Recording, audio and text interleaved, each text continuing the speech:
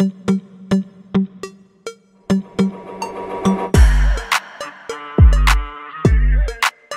nga ba nagkakilala at nabuo ang romance sa pagitan ni Sian Lim at Iris Lee? Maraming mga fans ni Sian Lim at Kim Chiu ang nalungkot nang kumpirmahin ng dalawa ang kanilang breakup noong November 2023.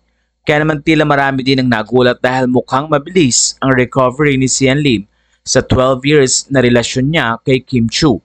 Dahil dito, marami din ang nagtatanong at nag-iisip kung paano nga ba nagkakilala si Sian at ang Viva producer na si Iris Lee. Hindi man malinaw kung kailan ang formal na nagkakilala si Sian at Iris, pero matatandaang noong February 2021 ay nagkasama ang dalawa nang gawin ang series na Parang Kayo Pero Hindi na pinagbidahan ni Sian Lim, Marco Gumabaw, Yayo Aguila at Kylie Versosa. Ilan sa mga photos noon na kumalat sa social media ay mga photos na makikita sina Sian at Iris na nag-enjoy sa isang dinner kasama ang production team ng nasabing proyekto. Isang photo din ang makikita na magkasama si Sian Lim at Iris na pinuntahan ng isa sa mga LGU officer ng Pangasinan na kung saan doon din nag-shoot para sa kanilang proyekto na ito. Ang nasabing photo ay makikita sa Instagram mismo ni Iris Lee. Sa kanyang caption ay nilagay niya ang ganito: "Some snaps from the first series reproduced for Viva Max. Parang Kayo Pero Hindi is streaming on web, vivamax.net, and on the Google Play app." Matapos ang 3 buwan ng parehong taon, noong May 2021, ilang photos ni Iris ang makikita na nasa museum ito. Hindi man malaman ng marami kung kasama si Sian Lim sa nasabing exhibit, pero maraming mga netizens ang nagtanong kung bakit nakatag ang pangalan ni Sian sa nasabing post. Kasama ni Iris noon ang cinematographer na si Lee Jake Mariano.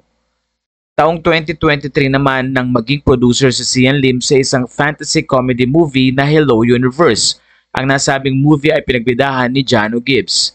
Ang nasabing pelikula ay tungkol sa isang tao na nabigyan ng muling pagkakataon na mabuhay.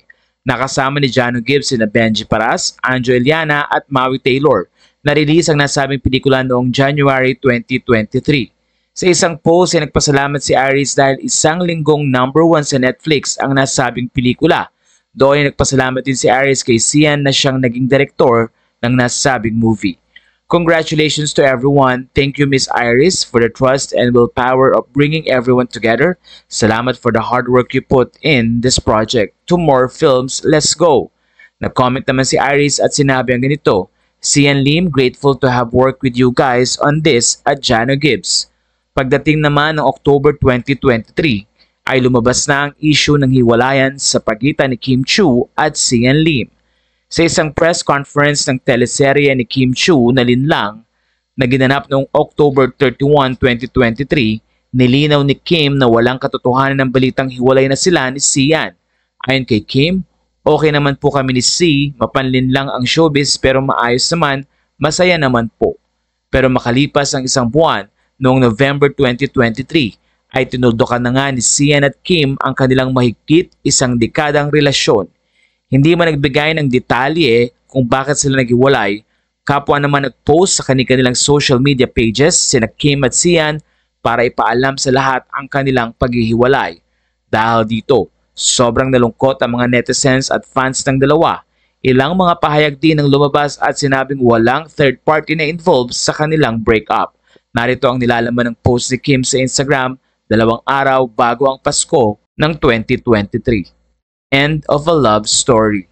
It took me a while to say this until today. We owe our supporters the truth, but we also respect each other's time of healing. In a relationship, love is always a significant factor, but sometimes love is not enough. We shared more than a decade of love, each other's support system, and many beautiful memories. It was our mutual decision to transition our relationship into what we hope to be a lifelong friendship.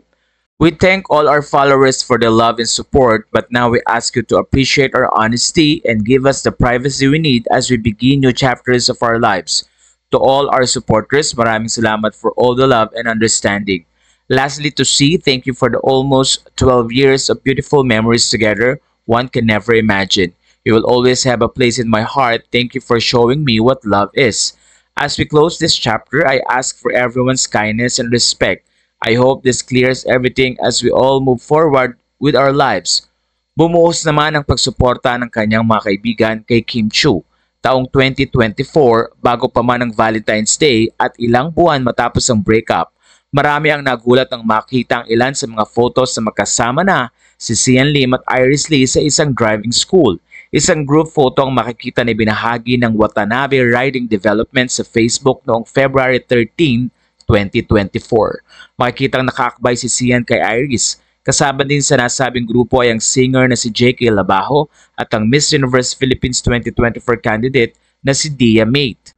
Makalipas ang ilang buwan ay lalong dumami na ang photos na magkasama si Sian at Iris. Noong March ay magkasama ang dalawa sa ilang photos na kuha sa Bangkok, Thailand.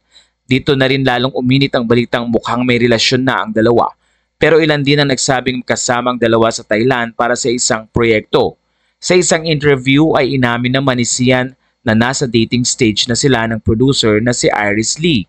Ayon kay Sian, "Yes, I'm seeing Iris just to clear everything, to clear all the speculations. We are seeing each other and we are very happy.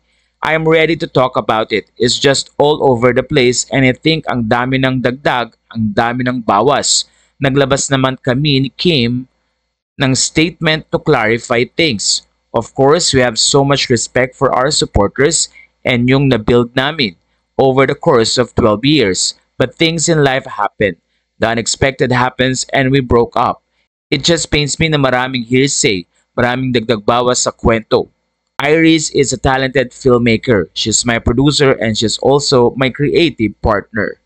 Sa puntong ito din ay tinutukan na rin ng mga fans ang pag-asa nilang magkabalikan si Kim at Sian. Masaya na rin ang mga fans sa estado at takbo ng career ni Kim Chiu.